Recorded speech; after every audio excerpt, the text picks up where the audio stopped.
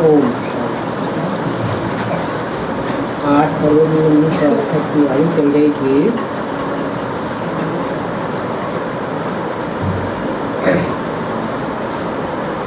आठ 2 दूसरे पेज के आदि में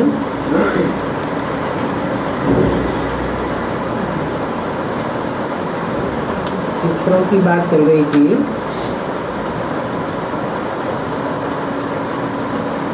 त्रिमूर्ति शिव भगवान से संगम पर गीता सुनने से सद्गति होती है।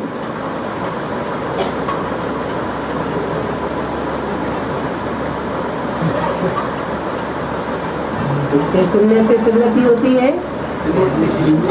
त्रिमूर्ति शिव से सुनने में सद्गति होती है। मार्ग में तो त्रिमूर्ति ब्रह्मा कहते हैं। मूर्ति ब्रह्मा से सुनने में सद्गति नहीं होती है।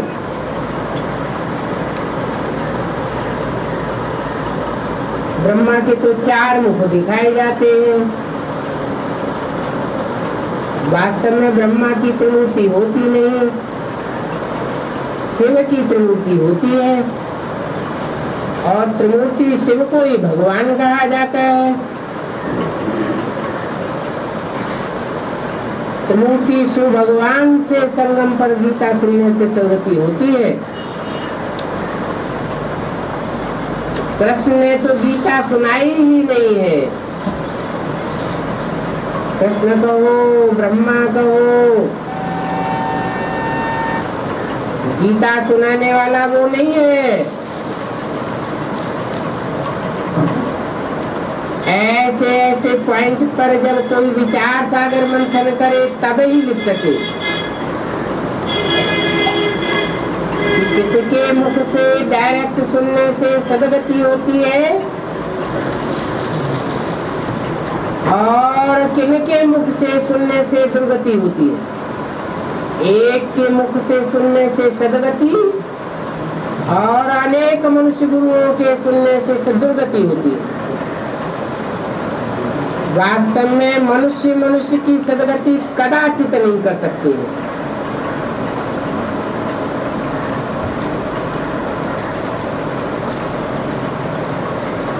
क्यों नहीं कर सकते? क्योंकि जो भी मनुष्य मात्र है सब मन वाले हैं। अमन एक भी नहीं है। मन को 100% कंट्रोल करना एक शिव भगवान का ही काम है।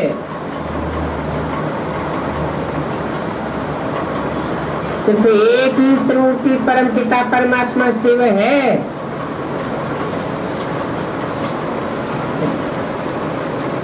एक ही है तो त्रिमूर्ति क्यों कहते हैं?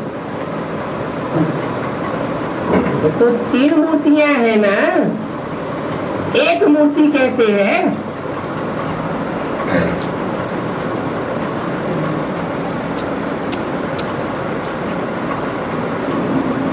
एक ही है जो कि टीचर भी है, गुरु भी है और बाप भी है।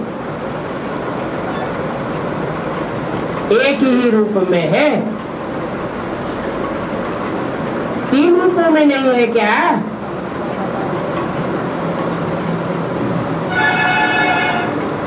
वास्तव में तीनों ही रूपों से एक रूप में समाये हुए हैं। अब इस पुरुषोत्तम संगम को पर सर्व की सद्गति कर रहे हैं। कार्ड में थोड़ी सी फिर लिखत होनी चाहिए बस। ऊपर में लिख देना चाहिए, कलयुगी कौड़ी जैसे पतित मनुष्य से सतयुगी हीरे जैसा पावन देवता बनने का ईश्वरीय निमंत्रण।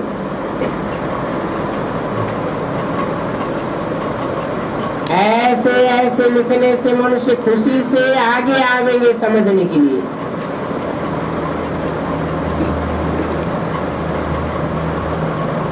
सदगति दाता बाप की शिव जयंती मनाई जाती है।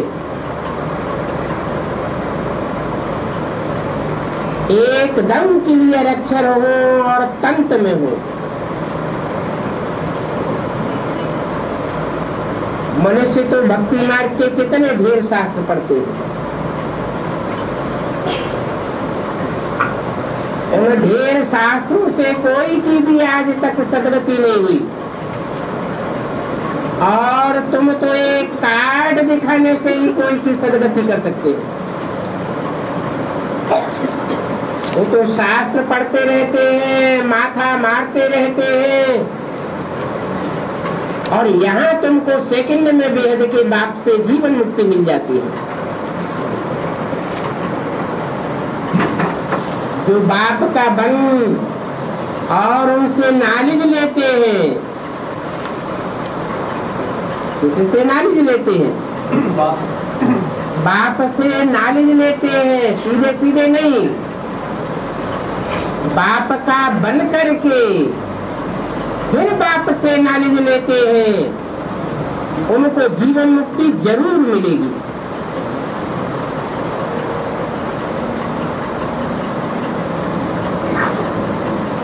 मुक्ति में जाकर के फिर जीवन मुक्ति मिलेगी। फिर समय आवेगा, जैसा जैसा पुरुषार्थ किया होगा ऐसे ऐसे जीवन मुक्ति में जाएंगे। जीवन मुक्ति तो सबको जरूर मिलती है। कोई को एक जन्म की मिलती है और कोई को 21 जन्म की मिलती है।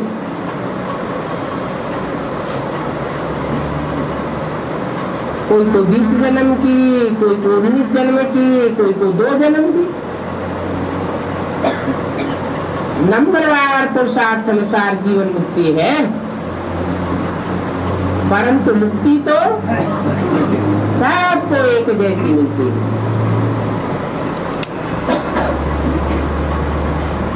शुरू में आए व पिछाड़ी में आवे तो भी सभी को जीवन मुक्ति जरूर मिलती है। सतयुग आदि में आवे, कलयुग अंत में आवे, फिर भी मुक्ति सबको जरूर मिलती है। लेकिन जीवन मुक्ति में पद में फर्क पड़ जाता है।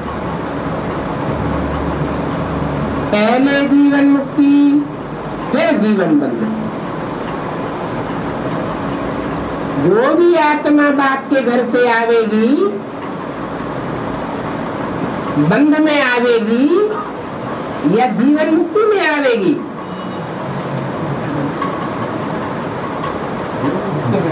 पहले जन्म में हर एक आत्मा को जीवन मुक्ति जरूर मिलनी है। बाद में भल बंधायमान हो जाए तो ऐसी ऐसी बातें अगर धारण कर ले तो भी बहुत सर्विस हो सकती है। कोई कोई को निमंत्रण बहुत अच्छा मिलता है।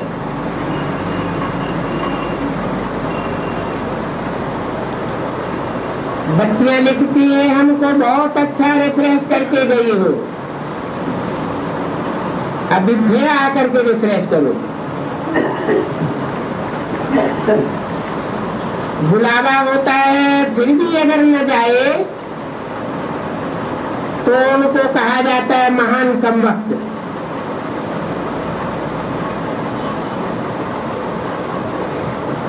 ईश्वरीय सेवा के लिए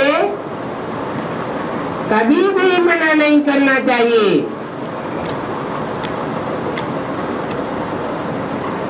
सर्विस तो करनी चाहिए ना। सर्विस नहीं करते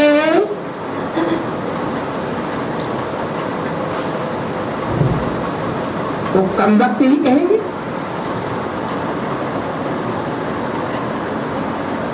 उच्च दर्जा पाना है तो कुछ समझ धारण करनी चाहिए। एकदम बेसमझ नहीं बनना है। जो एकदम बेसमझ ठर्र बुद्धि होते हैं वो ईश्वरीय सेवा के लिए मना करते हैं।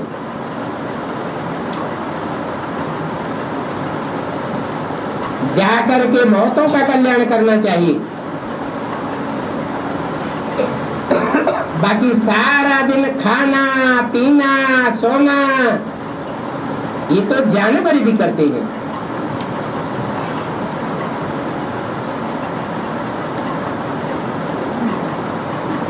मनुष्य जन्म लेने से क्या फायदा हुआ? और जन्म तो मनुष्य के ही मिलते हैं, जानवरों के जन्म तो मनुष्य को मिलते नहीं है। फिर भी कहा जाता है जानवर बुद्धि, पत्थर बुद्धि। इस समय बाप आकर के जानवर से देवता बनाते हैं।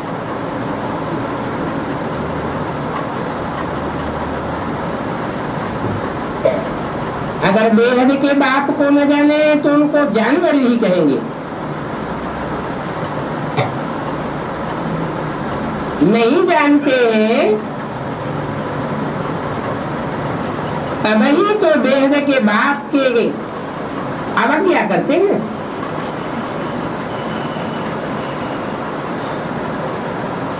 ईश्वरीय सेवा के लिए कब इनकार नहीं करना चाहिए।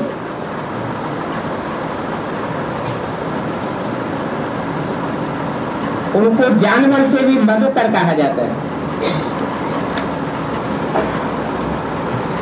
जानवर भी अपने बाप को पहचानते हैं। यहाँ तो मनुष्यों की बात है। जरूर कहेंगे इन्होंने बेहद के बाप को नहीं पहचाना है।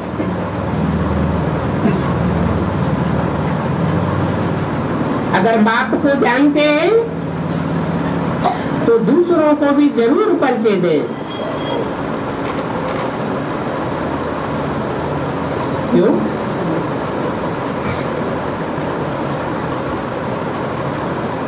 बेहद का बाप है, बेहद की मनुष्य सृष्टि का बाप, और बेहद की जो भी आत्माएं है सब का बाप है। आत्मा मात्र का बाप है, परंतु उसको अपना शरीर नहीं है।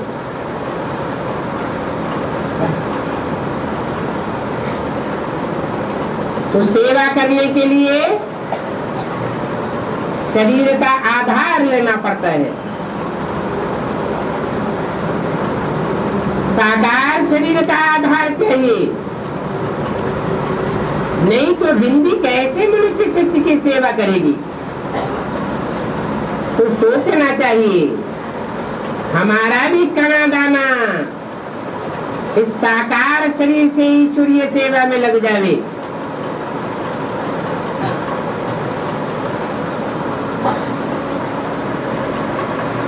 अगर किसी को परिचय नहीं देते हैं तो जैसे ज्ञान ही नहीं है, जैसे जानवर मिसल समझानी तो बहुत दी जाती है, परंतु तकदीर में नहीं है। अगर कल्याणकारी बाप के बच्चे हैं तो कल्याण करना चाहिए ना। जैसा बाप का खून होगा वो खून बच्चे में देखने में आवेगा ना, कि नहीं देखने में आवेगा।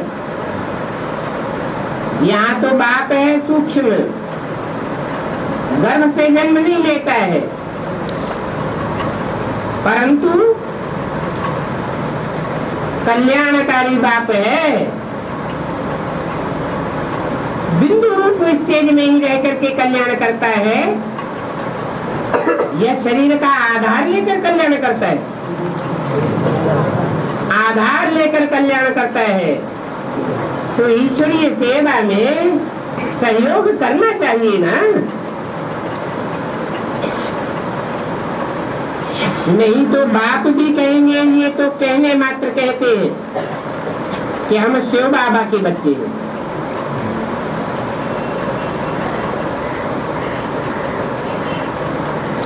शिव के बच्चे तो सब हैं। बिंदु बिंदु आत्माओं के बच्चे कीड़े मकोड़े पशु पक्षी सब है। कीटाणु मात्र में भी आत्मा होती है, परंतु वो सर्विस करते हैं क्या? ईश्वरीय सेवा कर सकते हैं क्या? मनुष्य ही ईश्वरीय सेवा कर सकता है, मनुष्य ही औरों का कल्याण कर सकता है। मनुष्य होकर भी ईश्वरीय सेवा के लिए ना कर दे, उनको शिव बाबा का बच्चा कहेंगे क्या? कल्याण तो करते ही नहीं। शिव माना क्या? कल्याणकारी। तो कीड़े मकोड़ों को शिव के बच्चे कहेंगे क्या? आत्मा तो वो भी है, परंतु क्या करते हैं? कीड़े मकोड़े पशु पक्षी क्या करते हैं? खाना और सोना, और तो कुछ नहीं करते। और मनुष्य होकर भी अगर ईश्वरीय सेवा न करे, खाता रहे सोता रहे, तो उसको क्या कहेंगे? जानवरों से भी बदतर है। कोई का कल्याण नहीं कर सकते। साहूकार हो गरीब हो, कल्याण तो सबका करना है। क्या साहूकार आ गया तो बड़ी दिल और जान से उनको कोर्स देंगे, उनकी बड़ी सेवा करेंगे, खातिरी करेंगे। कोई गरीब आ जाए, देखा कि भीख मांगने वाला है और वो कहने लगे कि हमें भी कुछ समझाओ, तो दूर दूर करके भगाए देंगे।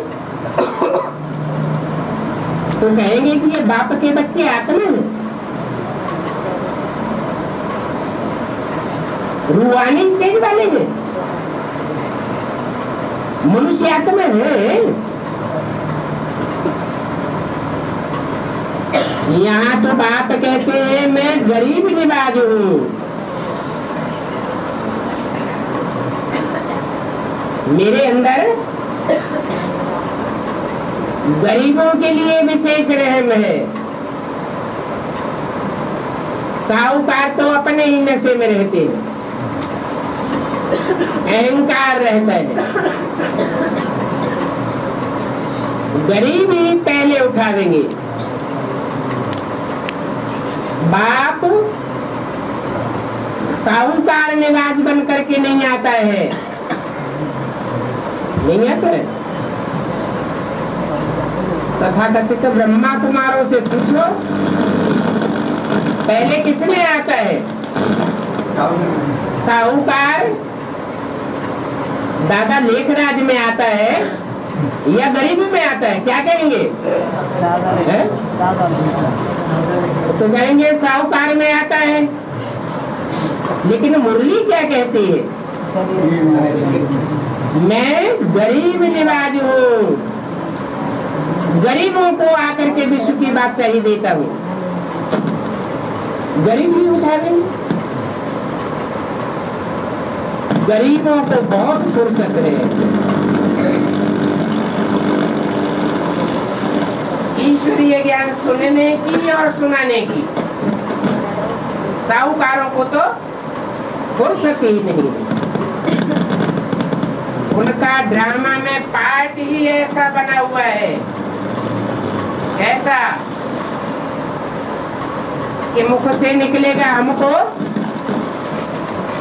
ज्ञान के लिए, ज्ञान की सेवा के लिए या कोई भी ईश्वरीय सेवा के लिए फुर्सत ही फुर्सत ही नहीं। ये साहूकार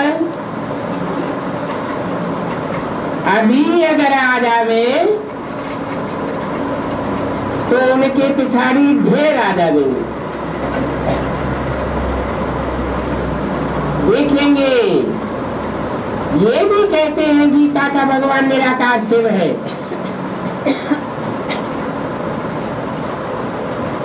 साकार कृष्ण गीता का भगवान नहीं है। तो कुछ विचार करेंगे।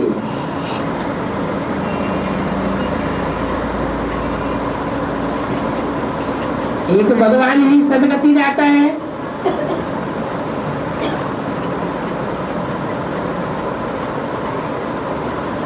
समझ जावेंगे, फिर आकर के पूछ लटकावेंगे।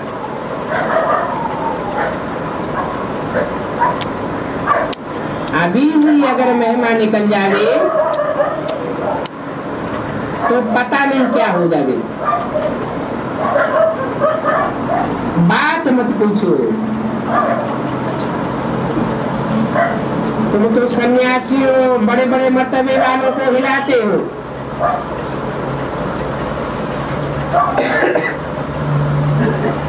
क्योंकि तुम्हारा है ईश्वरीय मर्तबा।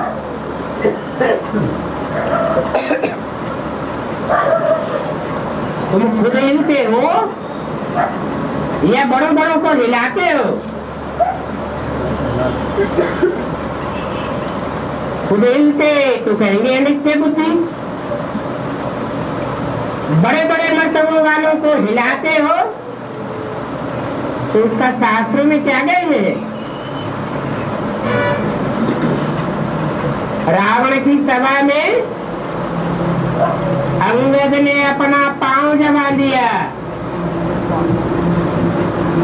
ये बुद्धि रूपी पांव की निशानी है, निश्चय बुद्धि की निशानी है। दुनिया डोल जाए और दुनिया तुमको हिलावे, लेकिन तुम अपने बुद्धि रूपी पांव से डगमगाए नहीं सकते हो, क्योंकि तुम्हारा ईश्वरीय मर्तबा है।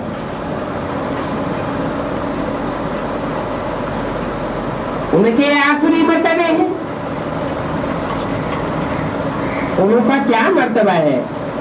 आज मर्तबे वाले हैं, कल हाथ फेल हो जाएगा। कुछ भी मर्तबा नहीं। जो अच्छी रीति समझते हैं वो अपना भी तो दूसरों का भी कल्याण करते हैं। जो अपना ही कल्याण नहीं करते तो दूसरों का कदाचित कल्याण नहीं कर सकते। बाप तो अच्छी रीति समझाते हैं, परंतु अच्छी रीति समझाने के बावजूद भी कोई को ये ज्ञान रतन मिर्ची जैसी लगती है। क्या बात?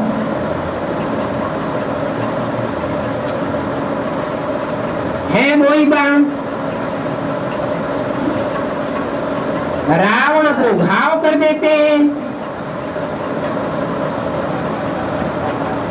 और राम के बुद्धि रूपी तरकस में धरे रहते हैं। एक बाण भरा रहता है कि अनेक भरे रहते हैं? अनेक बाण भरे रहते हैं। कोई के लिए सुखदायी और कोई के लिए दुखदायी बन जाते हैं।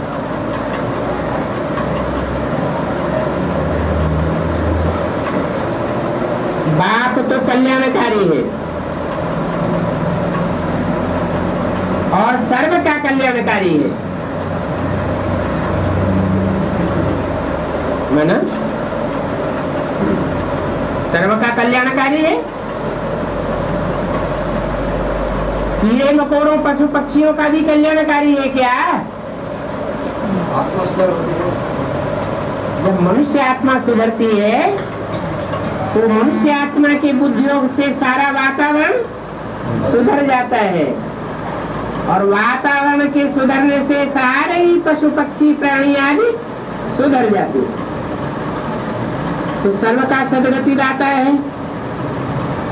तुम भी उस एक बात के मददगार हो। अभी तुम समझते हो, वो है भक्ति मार्ग की दशा, और सदगति मार्ग की दशा तो एक ही होती है।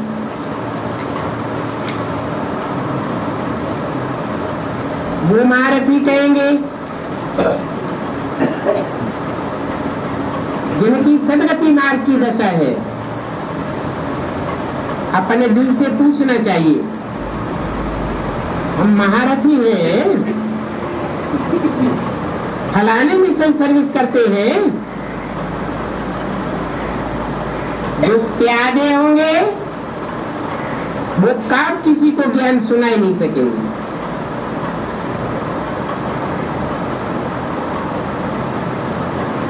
कोई का कल्याण कर नहीं सकेंगे।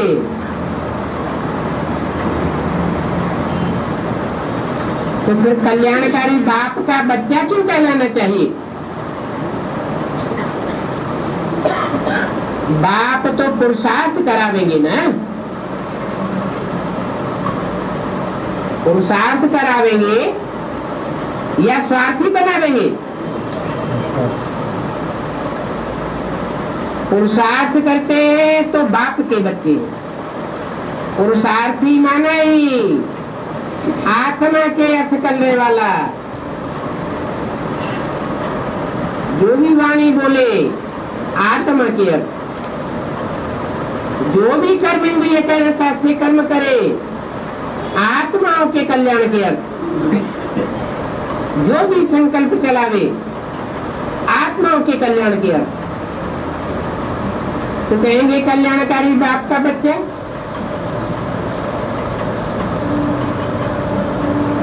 बाप अपने बच्चों को ठंडा थोड़े ही छोड़ेंगे। अगर उनको ठंडा छोड़ दें तो और भी डिस्टर्ब करेंगे।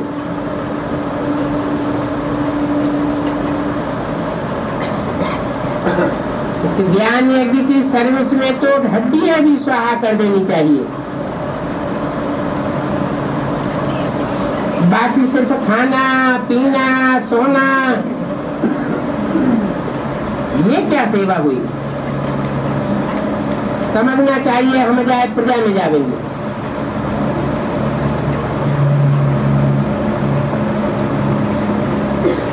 राजाई में तो आने की बात नहीं दिखाई पड़ती, या तो दास दासी बनेंगे। बाप तो कहते हैं पुरुषार्थ करके नर से नारायण बनो।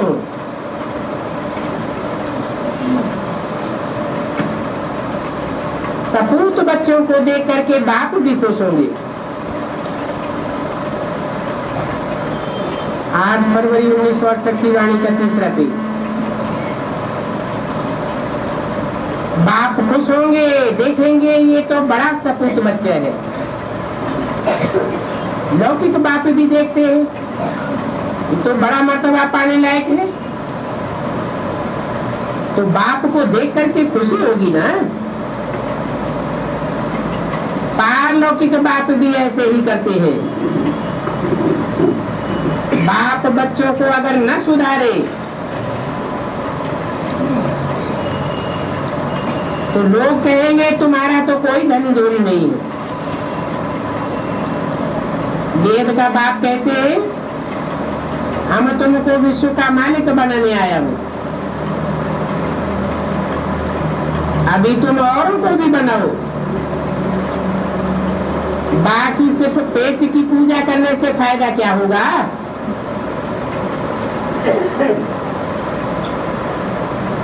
सिर्फ ये बताओ,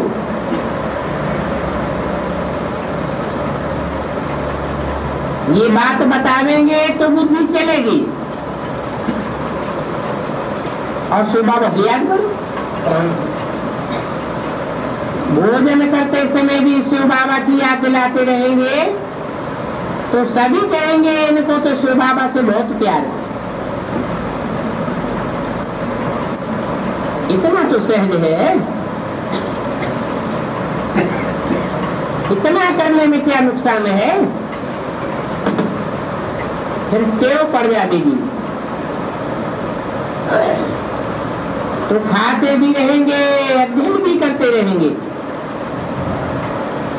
दैवी गुण धारण करना चाहिए। बाप का, टीचर का, गुरु का काम तो है शिक्षा देना, और तो कुछ भी नहीं करते हैं। ज्ञान भी है, मारो चाहे प्यार करो,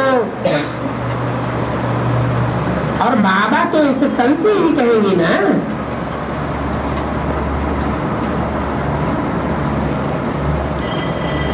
वो तो गुप्त है, परंतु इनका भी अदब रखना पड़े। इनका है, इनका माने किनका, और इसका माने किसका? इसका माने सिर्फ ब्रह्मा, और इनका माने ब्रह्मा और बाप, दोनों का अदब रखना पड़े। इस समय कलियुगी पतित कौड़ी मिसल दुर्गति को पाएंगे। सभी पुकारते हैं, हे पतित पावन आओ, तो जरूर पतित है ना। शंकराचार्य भी शिव की पूजा करते हैं, क्योंकि शिव ही पतित पावन है। आधा कल्प भक्ति करते हैं, फिर बाद में भगवान आते हैं। कोई को इस हिसाब का पता नहीं है। बाप समझाते हैं,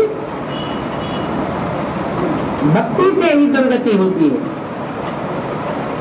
63 जन्म भक्ति करते करते दुर्गति को पाया है।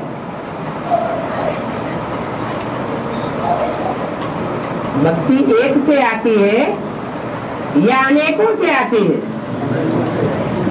अनेकों से आती है भक्ति, और एक से आता है ज्ञान। तो अनेकों से हुई दुर्गति, और एक से होती है सदगति।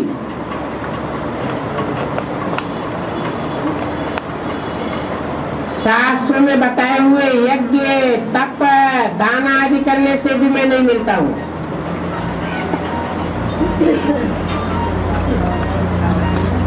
यज्ञ करते रहे, कौन सी यज्ञ किए?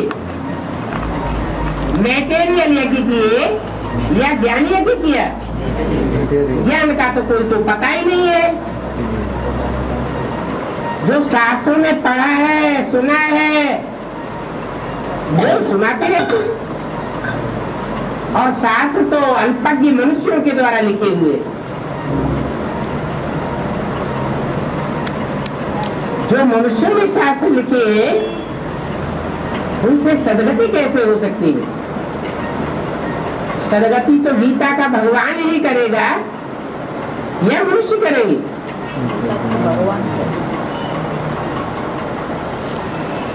तो मैटेरियल यज्ञ करते रहते हैं,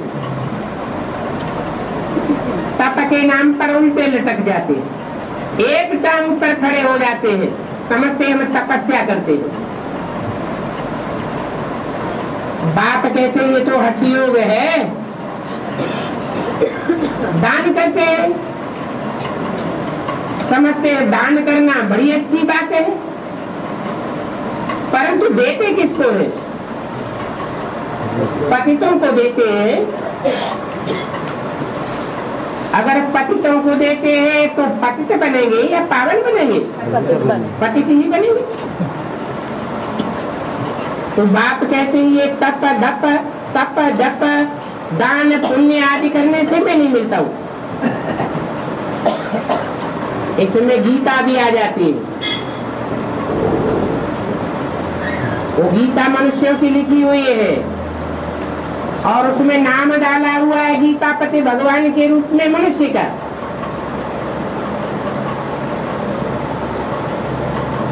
कृष्ण का नाम डाल दिया। कृष्ण तो 16 कला संपूर्ण देवता है, भगवान तो नहीं है। और कृष्ण को भी बनाने वाला कोई देवता है या भगवान है? भगवान कृष्ण को बनाता है। कृष्ण को सतयुग में जन्म देने वाला रचयिता बाप भगवान तो नहीं होगा, भले टाइटल धारी होगा। क्या भगवान भगवती का टाइटल मिलता है लक्ष्मी नारायण को, लेकिन भगवान नहीं है। भगवान तो आते हैं तो आप समान बना करके जाते हैं।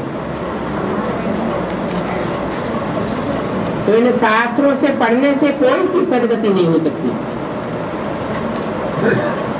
सदगति तो सत्य बात से होगी या झूठी बातों से होगी? सत्य से ही सतयुग की स्थापना होती है। झूठे शास्त्र सुनने से झूठ खंड की स्थापना हो जाती है।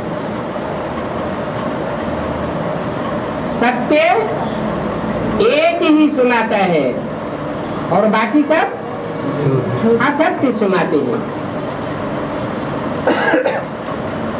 गीता, वेद, उपनिषद ये सब भक्ति मार्ग के हैं। क्यों? जो गीता मिल रही है वो भी मनुष्यों ने लिखी हुई है, मनुष्यों ने ही उसमें साकार कृष्ण का नाम डाला हुआ है। जो वेद लिखे हुए हैं वो भी वेद व्यास के लिखे हुए हैं, सुनाए हुए हैं। भगवान ने तो नहीं सुनाए। उपनिषद आदि वो सब वेदों की व्याख्याएं हैं जो मनुष्यों के द्वारा की गई है। तो ये सब भक्ति मार्ग के शास्त्र है।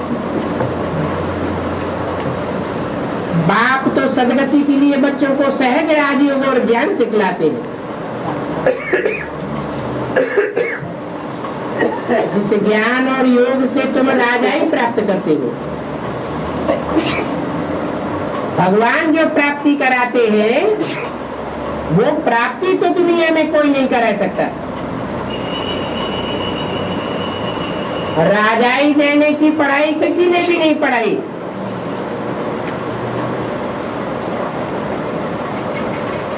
भगवान आते हैं तो राजाओं का राज्य स्थापन करते हैं। मनुष्य ने तो प्रजा के ऊपर प्रजा का राज्य, बेकायदे राज्य स्थापन कर दिया। भगवान जो पढ़ाते हैं इसका नाम ही है सहज राजयोग। मनुष्य से देवता बनाते हैं। इसमें पुस्तक आदि की भी बात नहीं है। पुस्तकों में तो बंधा हुआ ज्ञान होता है। भगवान जो ज्ञान सुनाते हैं उसको कागजों में बांधा नहीं जा सकता। ज्ञान है क्या? सारे जंगल की कलम बनाओ और सारी कलमें लिखते लिखते घिस डालो। सारे सागर की स्याही बनाओ और लिख लिख के सारे सागर की स्याही सुखाए दो, तो भी ईश्वरीय ज्ञान खलास होने वाला नहीं है। इतना विस्तार को पाता है।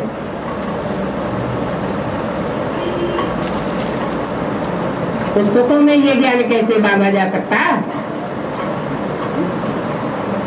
टीचर तो स्टडी कराते हैं पद प्राप्त कराने के लिए, तो बच्चों को फॉलो करना चाहिए। सबको बोलो शिव बाबा को याद करो। वो हम सभी आत्माओं का बाप है।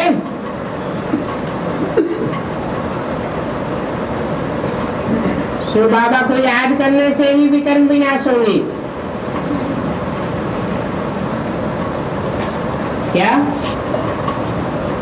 और कोई भी महान से महान मनुष्य को याद करेंगे तो पाप कर्म विनाश नहीं होंगे। क्यों नहीं होंगे? क्योंकि जैसा संग करेंगे वैसा ही बनेंगे। इस दुनिया के जो भी मनुष्य मात्र हैं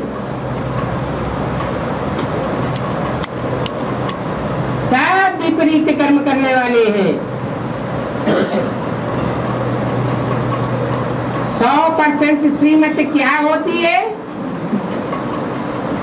भगवान बाप क्या होता है? जो भगवान कहते हैं मैं जो हूँ और जैसा हूँ और जिस रूप में पार्ट बजाता हूँ वो और कोई भी नहीं जानते। बाप खुद आकर के अपना परिचय देते। मनुष्य मात्र तो भगवान का परिचय दे भी नहीं सकता।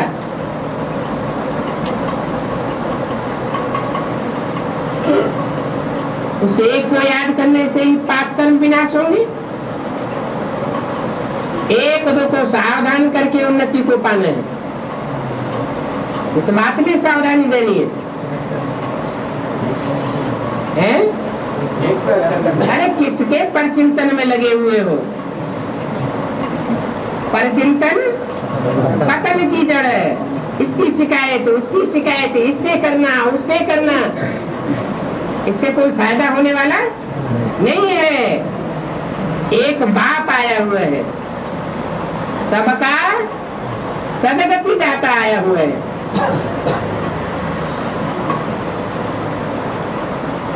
याद की यात्रा ही सारे विश्व को पवित्र बनाएगी।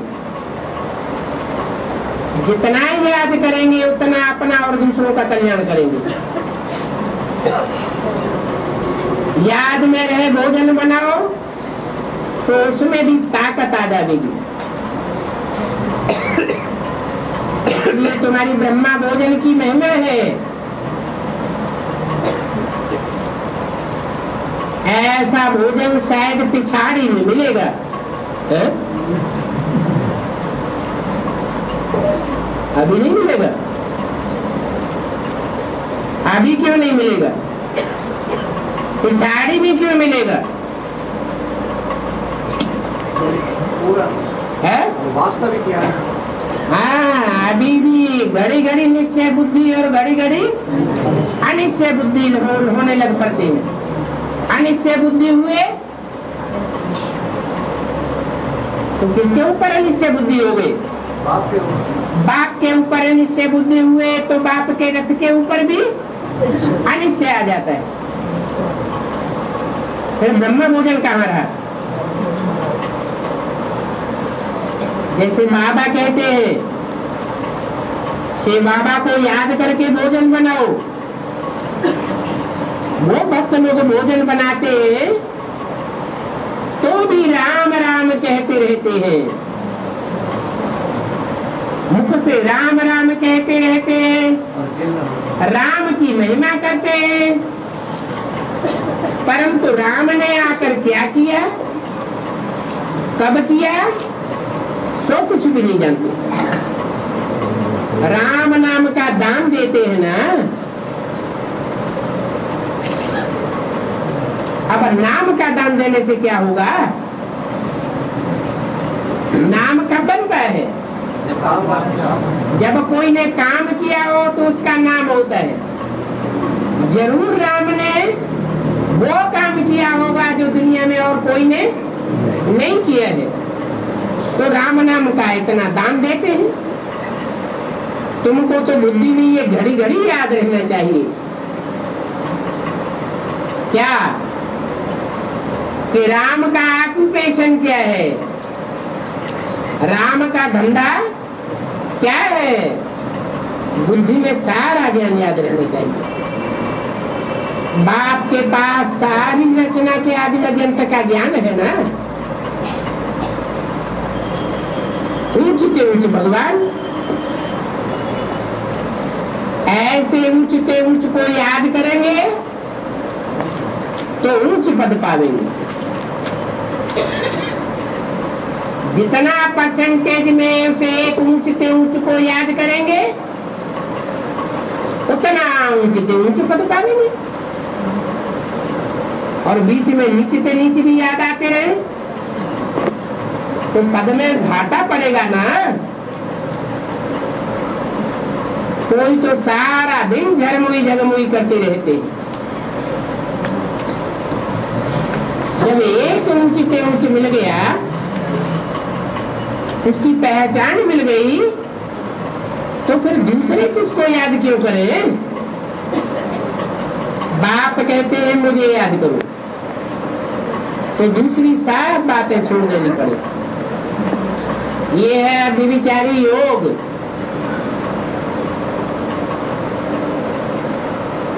और जिससे व्यभिचारी योग लगाना है, जिसकी अब व्यभिचारी याद करनी है, तो ज्ञान भी कोई दूसरों से सुनेंगे क्या?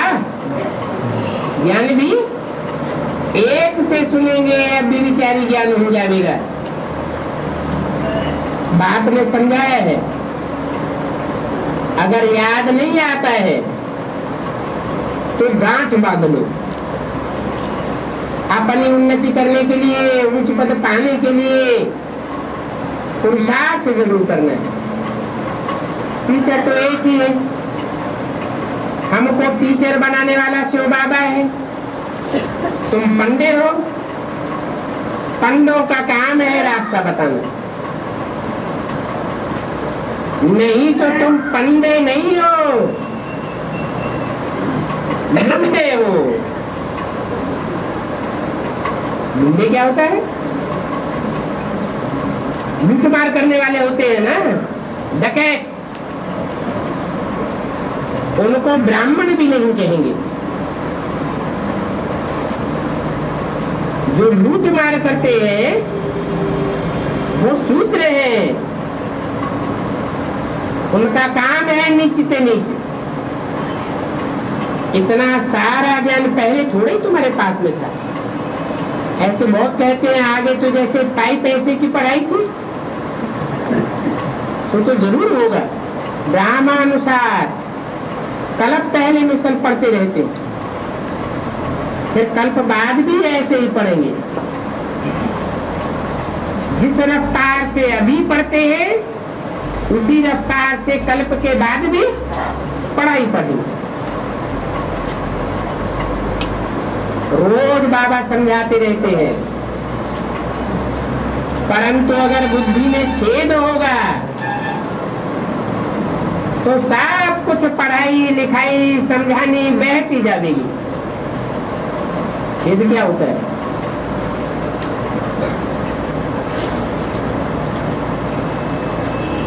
छेद होगा तो जरा भी कोई को ज्ञान दे न सकेंगे, सारा बह जाएगा। कहीं से निमंत्रण आता है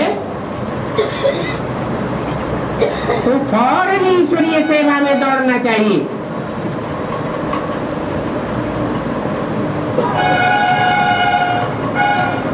सेवा करने के लिए और दान करने के लिए पूछने की तो बात ही नहीं,